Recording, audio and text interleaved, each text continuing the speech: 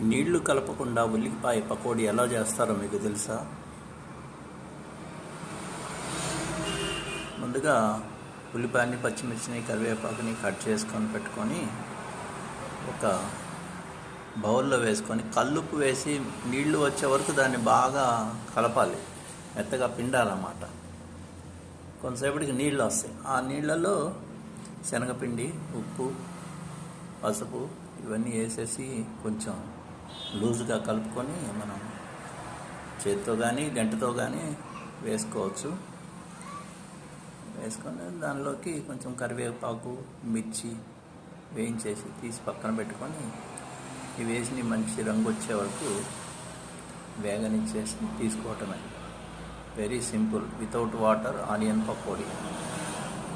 మీరు కూడా ట్రై చేసి చూడండి, సూపర్గా ఉంటాయి. అసలు తింటుంటే తినాలనిపిస్తుంది. మెత్తగా ఉంటాయి మంచిగా. కావాలనుకుంటే గట్టిగా అయినా చేసుకోవచ్చు, మన ఇష్టం అదంతా.